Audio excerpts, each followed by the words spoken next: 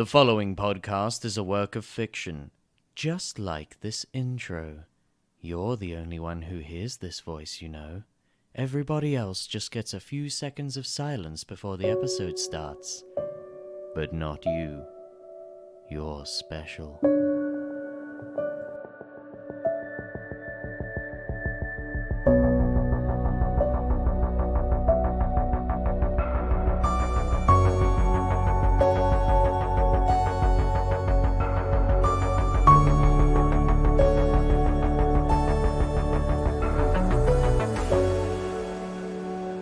Hello, curious minds, and welcome back to A Beginner's Guide to the Occult.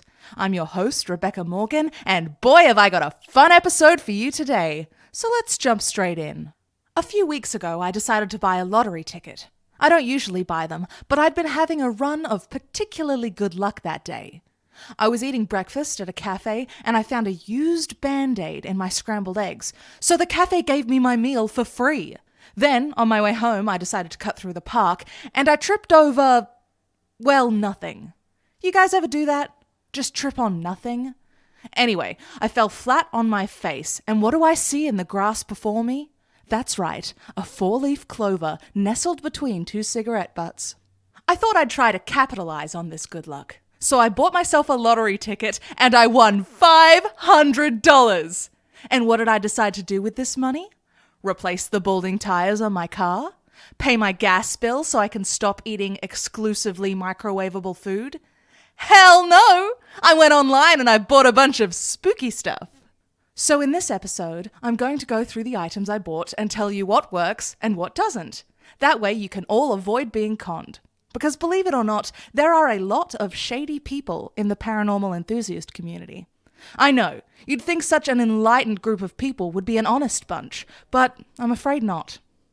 The first item I've got here is a jar of ectoplasm, purchased from eBay seller RealGhost81. Ectoplasm is a gauze-like substance often extracted from mediums when in a trance state. So, for example, when a medium is communicating with a spirit, it might start dripping from their mouth or their ears. It can also be found draped over a spirit's non-physical body, allowing them to interact with objects in the physical world.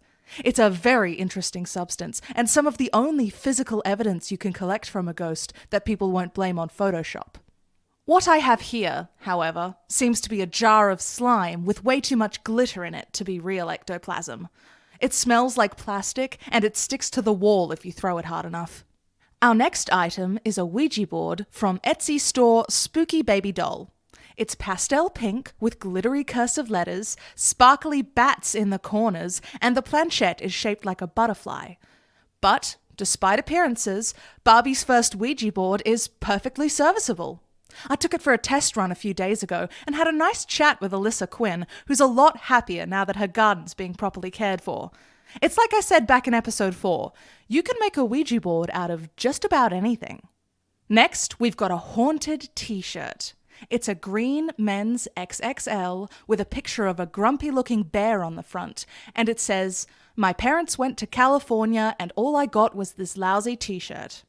The shirt smells strongly of pizza. Not stale, old pizza, which would make more sense. It smells like hot, freshly baked gourmet pizza. Garlic, pepperoni, cheese.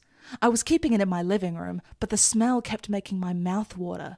So after my 3rd pizza delivery in 2 days, I decided to move the t-shirt to my spare room. Now, as we've previously discussed, ghosts often carry a scent with them. If the deceased was particularly fond of pizza, it's entirely possible that this scent could follow them into the afterlife. I have also noticed some other strange activities since bringing this item into my home. Things seem to be moving around. Books, clothes, keys, they never seem to be where I left them. Yesterday, I wasted 2 hours looking for my camera, only to find it in the door of my fridge, tucked between the mustard and a bottle of dirty lake water I collected under a full moon. Now, this could be caused by a mischievous ghost searching my house for fresh pizza, but I am also a disorganized mess of a human being, so it could just be that. Next up, we have 2 competing EMF meters. EMF meters are used to detect electromagnetic radiation, usually emitted by old electronics, but also, sometimes, by ghosts. The first one is an Electroweld branded EMF meter that I bought from a home improvement website. It has a sleek black and yellow plastic cover that cracked the first time I dropped it on the floor. Now I know what you're probably thinking. You can't blame the product for that. It's not their fault you're a clumsy idiot. Well, joke's on you, straw man, because I'm not. Okay, well, yes I am, but I dropped the EMF meter on purpose as a test. Listen, if you're hunting for ghosts, things are going to spook you. It's unavoidable. And you're probably going to drop your EMF meter once or twice, and you really want to have one that can withstand a bit of that. Despite the cracked cover, the Electroweld reader still seemed to work. It switched on just fine and beeped insistently whenever I pointed it at my microwave, which tracks because that thing is older than me, and I live in fear of the day that it sets fire to my kitchen. But let's forget about my dying appliances and talk about my next reckless purchase. The second EMF meter was bought from a website catering to supernatural investigation, spooksandstuff.com. This one has a rubber casing and one of those little wrist strap thingies that stop you from dropping stuff. This meter beeped at my microwave as well, but it was also set off by the apparently haunted t-shirt. So that's very promising, and I'll be adding this EMF meter to my backpack essentials from here on out. Our final item is a crystal amulet, courtesy of our good friend Candace Burns. The amulet is supposed to increase the wearer's receptiveness to supernatural activity by as much as 70%.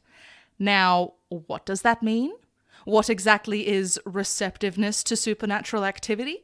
And how can something like that be measured? Well, the website doesn't say, so obviously I had no choice but to test one out for myself. There's a good selection of colours on the website. I went with green. When I received the amulet, the chain it came on was broken, so I had to transfer it to a new one. I wore the amulet for a week. Day and night, no effect. So I contacted the help page on the website, where a representative, Cassidy, informed me that perhaps I'm just not open to supernatural experiences. Me, a supernatural investigator.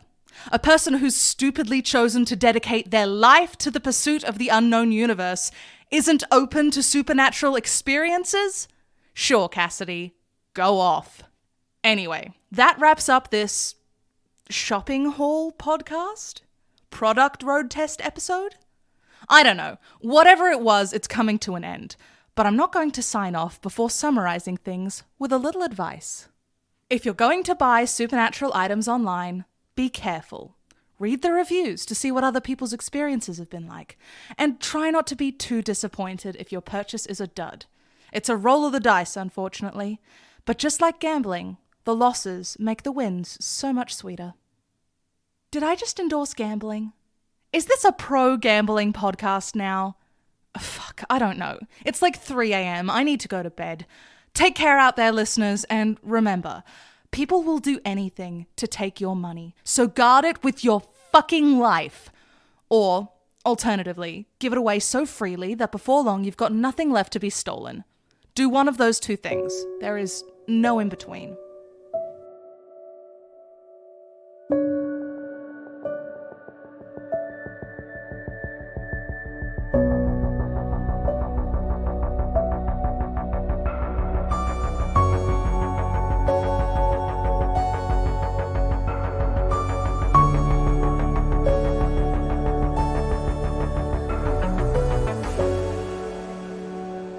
Hey everyone, thank you so much for listening. If you're enjoying this podcast, you can support it on Patreon and gamble with me to see whether or not I get bonus episodes out on time.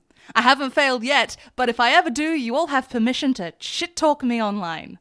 And speaking of talking shit online, you can also follow me on Twitter and Instagram at Rachel Fukar and give my fragile ego a desperately needed boost. Have a wonderful day, and I will see you next week.